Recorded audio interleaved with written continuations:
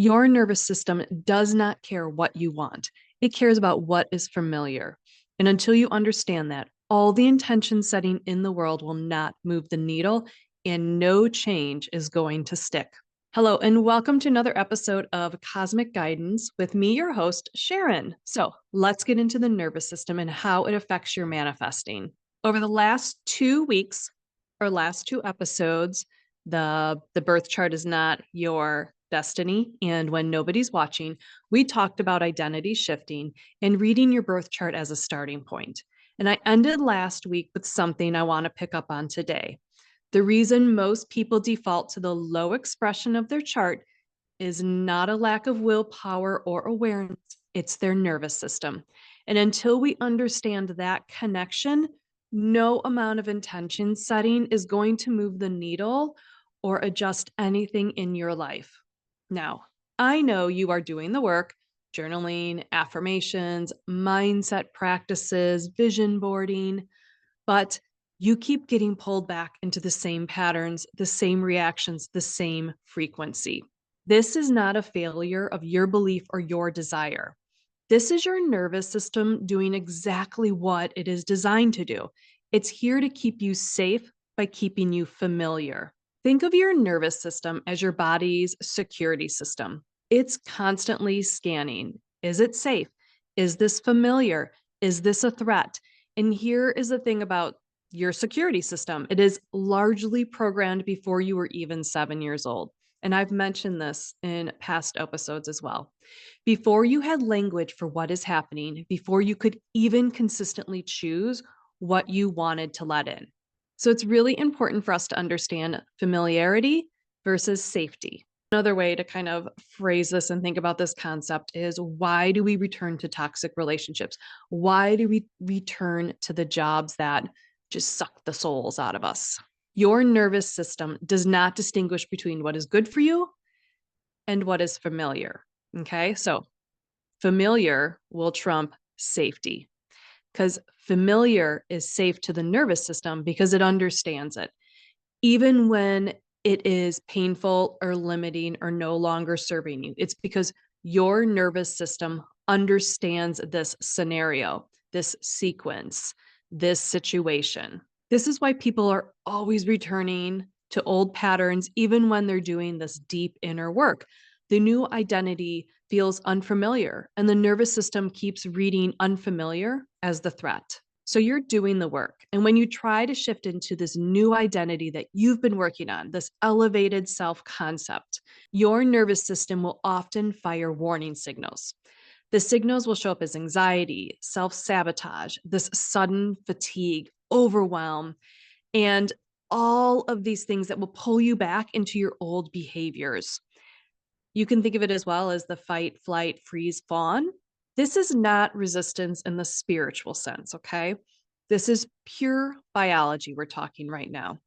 And understanding that will change everything. So, of course, it's time to bring in the astrology. So, your birth chart shows where your nervous system is most defended, where the old programming runs the deepest, where the body holds the story even when the mind has moved on. We're going to talk about 5 specific placements that are going to reveal some of your nervous system patterning. I could completely go into why I would love a therapist who understands astrology, because sometimes when I would bring this in with different therapists, some would be a little open to it, some would not. The first placement I want to talk about is your moon sign. And you can think of your moon sign as your first responder. Okay, this is your emotional nervous system. So here you have the moon as your first responder. How does it run into action, right? This is your body responding before you have time to think. The sign and the house of your moon shows you the emotional environment your nervous system was most shaped by, okay? And the triggers that will still activate it today. So go ahead, and when you look at your moon sign, think about, what is the sign? Is it a Pisces moon? Is it an Aquarius moon? And you can also look at the element. The element, is it a water moon? Is it an air moon? Air moons tend to be logical first, okay?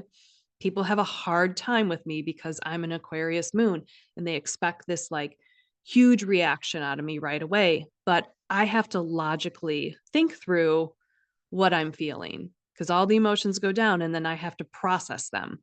I'm not going to engage with you in an argument right away. I'm going to pull back, which is why Aquarius moons often get to be called cold. It's because we pull back because we process emotions differently. Okay. So my first responder is wonderful in situations where there's like actual emergencies because I kind of like scan the room, I logically think out and I move from there versus a reaction of like, "Wah." Next placement I want to look at is Saturn. Saturn shows you where your nervous system learned to like brace and contract and restrict. Okay. It's where it wants to hold you and keep you really safe. And this is where early messaging of this is not safe. This is not allowed. This is where you have to work harder just to be enough comes from. Okay. So understanding your Saturn placement is going to help you locate where your nervous system is holding on to the old identity most tightly. Okay. So, random example, my Saturn is in Virgo in the fourth house.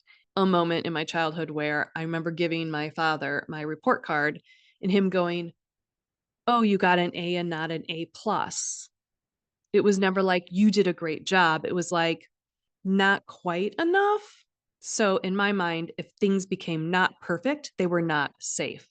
I really do think some of the little things that you'll remember, just like where you go, I would have this like weird little memory of this conversation of crossing a street or giving a report card. But at those little moments really do tie into your full story more than you think. The next one we're going to look at is your Chiron placement. So, Chiron is not a planet. Chiron is more of an asteroid, is what we would describe it. And he lives in between Saturn and Uranus in the sky. Okay. He's on that bridge where you go from the personal and collective planets to the transpersonal planets. So, this is where the original wound is imprinted into the body and where the nervous system has been responding ever since that original wound is imprinted.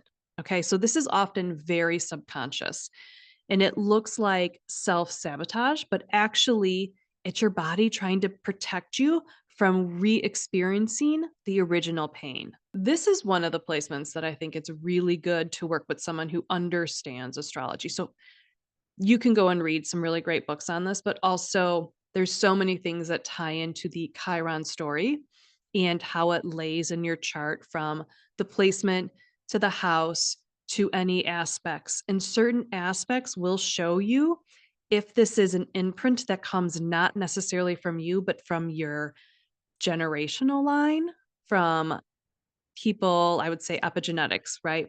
This is things that you inherited from others in your own family chain. So we are about to enter into Chiron going into Taurus. So collectively, okay, this is going to mean usually there's wounds around self worth. Like, am I worthy enough to have this? Okay. But also around resources. Okay, this can feel like scarcity. And when we think about what's going on in the world right now and what we hear, you can start to see it coming about. You have these AI data centers being built, and you're hearing about all of the water it's going to take, the resources. Right now, we have conflicts overseas that are all about gas. So here we have this scarcity coming up. And this is right as Chiron is going to go into Taurus soon. And then we also have Pluto that recently went into Aquarius. So there's this big change going on in the world. And so it's affecting us even on like a wounded side. Because if we think back generations upon generations of our own human existence, there have been moments of scarcity, not enough. Are we worthy of what is out there? Who's worthy of having this? Okay, so we're going to start to see these themes come up more and more in the collective as well. So it takes 50 years for Chiron to do a full loop around the sun. Okay. And one of the things about Chiron is that it's really about using their Chiron placement to get out of your looping patterns. Okay, so you really do need to understand your Chiron to get yourself out of kind of stuck patterning. I feel like I can do a whole episode on Chiron, and I probably will because he's so important when it talks about nervous system regulation. So, Chiron does really symbolize this inner facility for how we process experiences. And right now, when we can consider it suffering is felt and it's felt collectively, it is like Chiron really comes out because it's trying to address this feeling inside of us, and especially during an accelerated process change or an accelerated time of change. So, once again, it represents the internal authority that is socially responsible and aware of the limits of like human mortality, but it's committed to your individual growth and like how you serve others. There are multiple levels to Chiron. There's the wound, there's the healing, but then there's also a third level. And not everyone gets to the level of going out and teaching and helping others with their wound. Because here's the thing, you never fully get rid of the wound, right? It keeps processing. And you'll find you have to always work with this. Everything in life is just maintenance, right? Here we are, we're this human body, and we have to keep working at ourselves and keep working towards our growth edges. So, Chiron really helps us to see our internal world so that we can deal with the external situations in a more skillful way. Is that an easier way to say it? Okay, your 12th house placement. This is your unconscious nervous system patterns. The 12th house holds what we cannot see. The 12th house is like the 30 days before birth. It's dark. You haven't come into the light yet. You haven't crossed that ascendant yet. So, the patterns that run below conscious awareness. When our nervous system is most dysregulated, it'll show up with 12th house themes. So, these are ways that each person might sabotage or withdraw or disconnect. Okay. We talked in the last episode as well about the sign on the 12th house. This is another placement where I did an episode on Pull the Charts. We did Kurt Cobain and his daughter, Frances. And you'll see in the charts that the 12th house and the 8th house also holds the ghost in our chart. Yes, like, boo, ghost. These are ghosts because they're inherited things that come into our lives that we are also dealing with, even if it was not necessarily our own stuffs. This is part of probably your soul contract that you said, I'm going to help my generational line deal with this. The next placement I want you to look at on your birth chart is your 4th house. I want you to look at the sign on the 4th house and any of the planets in it, because this is your house of your internal safety. Kind of, we can call it an algorithm, okay? It is what your nervous system recognizes as like familiar, where you feel like this is your home, this is the belonging, this is a sense of safety. So I always call the 4th house, this is the house and this is the sign on the cusp that we go to self soothe. So you can look at the 4th house and look at the sign on the cusp and see, how do I self soothe, or what can I do to soothe myself in very unregulated moments for my nervous system.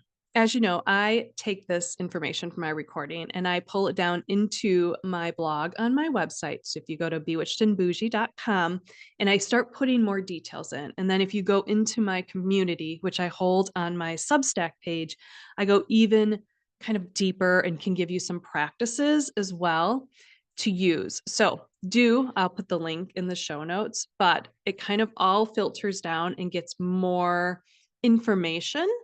And I really find that Substack is an easier community to kind of work with people a little bit closer through comments. So now that you have the 5 key points to look at, this is what the research is telling us. And I have confirmed this in readings again and again. You cannot manifest from a deregulated nervous system. You won't sustain what you manifest. Your nervous system determines your baseline frequency. Okay. And we've been talking about frequency. Your body knows when it feels safe to attract and when it feels unsafe and it blocks. So this also turns into as well. So you have this nervous system that's telling you, okay, right now I'm at a level that I can attract things. But also, can my body hold this? You might attract things, but are you able to actually hold on to what you attract? Because if your body's like, this is unfamiliar, I'm not feeling so safe, you're going to lose what you manifested in. So you have the nervous system states, fight or flight, and this is when the nervous system is in threat mode, right? The brain is scanning for danger, not possibility. Remember, we want to get to the idea of being limitless, unlimited possibilities. Affirmations are not going to be able to penetrate at this state because your body is in survival mode. So it is not able to receive. Then you have the freeze state, right? This is your nervous system has just shut down. You are numb, disconnected. You have an inability to take action even when you know what to do. Some people will consider this like laziness or lack of motivation, but it's really neither of those things. By the way, I am not a therapist, but we're connecting frequency and manifesting in the birth chart with your nervous system. And then there's when you feel safe and regulated, right? This is the state where things are more sustainable when you manifest and identity shifting is actually possible. This is your state of expansion, receiving, openness. This is where your elevated self concept can actually take root. This is why I always say start with gratitude before any manifestation practice. You want to get yourself up a level. You want to think of like an octave higher on the frequency. So start with appreciation. You want to put your body into a safer state of like, this is what's working for me. Oh my gosh, look at all these things I have already. So you want to start with something that's going to move you into a state of safety before you start asking for more. If you start asking from a state of lack, you are going to attract lack, okay? Because your nervous system is smart enough to know that these words don't match how we feel internally. You cannot receive from a contracted nervous system. The container, your vessel, your body, has to feel safe enough to hold what it is you are calling in. Some simple practical tools for nervous system regulation. I know a lot of people work with therapists, so like really take and use the things you're working on with your own professional helpers. Okay. My favorite method, and the first method I'll talk about, is the pause practice. It's when you start noticing yourself being pulled back into old patterns, old stories, old reactions, old identity, just pause. Pause is the gap between stimulus and response, okay? It's the gap where the nervous system can begin to update, okay? You don't have to take a long pause. You could take like 3 conscious breaths and just a moment of noticing this is happening because awareness alone is going to help you shift this pattern. We've talked before about the pause because when we don't take a moment to pause, we react. And being reactive is not being proactive in creating the reality we want. Okay. So, this pause system is so important and is actually, as you practice it, gets easier and easier. Just take the breaths. Okay. The next thing I would recommend is regulation before manifestation. So, before you begin any manifesting practice, journaling, vision boarding, intention setting, spend like 5 minutes in a regulated state. You do not want to manifest or say out loud or write things you desire from a state of lack.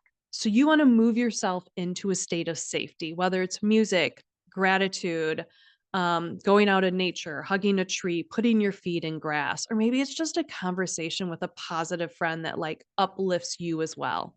The next practice, what we'll call tool number 3, would be working with your moon sign. Okay, so now you know your moon sign. What I want you to do is not think about the traits of your moon sign, right? Aquarius moon is cold. Thanks so much. I want you to think about, what does my moon sign need to feel emotionally safe? That's what I want you to go and Google. What does your moon sign need? As a parent, I always tell other friends who have children as well is feed your child's moon. Okay. but you also have to feed your own moon. This is one of the ways we can really use our birth chart to help regulate our nervous systems, okay? We know our moon signs, and it is very easy to be like, okay, what do I need to feed my moon? What makes my moon feel safe? Remember, not the traits, not the cookie cutter descriptions. Literally Google, what does my moon sign need to feel emotionally safe? Feed your moon. Tool number 4 that you can use with your chart is track things that trigger you. Okay. When you start to notice a strong nervous system reaction, right? If it's a trigger, a contraction, or you're pulling back into old patterns, note it. Note the date, write it down if you know the time, and then you go and look at your chart. So this might be a little more advanced, but you want to look at what is currently transiting in the sky against your chart. So you're looking for, is anything hitting my moon, my Saturn, my Chiron? Okay. What's going through my 12th house? What's going through my 4th house? Because oftentimes what happens is we feel this like irrational reactivity, and it actually has like perfect astrological explanation to it. And by the way, one of the best things about astrology is the planets don't stop moving. So this too shall pass. So sometimes just knowing that takes some of the shame out of our own responses to things. This is one of those times when I would say if you write it down and you have your birth chart, this is a great cosmic guidance session because we can just look exactly at that moment in time about what was going on energetically. So planets don't start moving. We can go, okay, this is how you were feeling because you know at that moment what you were feeling, what it was pulling you back into, what patterns. And you can go, okay, what's going on in the sky? What was hitting my chart?